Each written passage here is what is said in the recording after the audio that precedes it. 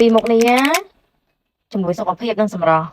ក្នុងហ្នឹងគឺយើងមានជាមួយនឹងម្សៅខ្ញីហើយនិងម្សៅក្បាលល្មៀតបងប្អូនបានដឹងអត្ថប្រយោជន៍វាហើយណាតែបើបងប្អូនណាអត់បានដឹងអាចមកស្ដាប់បាន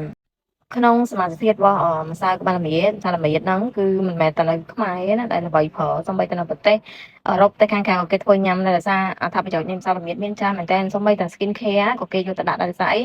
ចាមុខងារនៃល្មៀតហ្នឹងណានៅក្នុងជាងកាគឺវាជួយបំបត្តិជាមួយនឹងស្នាមលឿនដូចស្នាមអីអញ្ចឹងមកដល់មកជើងអញ្ចឹងគឺវាជួយសះមកពីខាងក្នុងមកអញ្ចឹងណាតែគេធ្វើញ៉ាំដែរសម្រាប់ឯម្សៅខ្ញីវិញនិយាយថាអូយអ្នកក្អកផ្ដាសាយអីរបៀបអ្នកធម្មជាតិវិញណាបាត់ដូចគេបេះតែដល់គ្នាខ្ញុំហ៊ាននិយាយអញ្ចឹងដោយសារអីខ្ញុំលក់យូរឆ្នាំហើយតែ1ឆ្នាំហើយការជំនាន់កូវីដណាលក់ដាច់សាហាវហ្មងចាសូម្បីតែគ្រូពេទ្យក៏ទិញយកញ៉ាំដែរដោយសារអីខ្ញីស្រស់ពេលខ្លះវាទុកអត់បានយូរអញ្ចឹងបើមិនសាច់ខ្ញីទុកបានយូរបន្តិចយូរខែជាង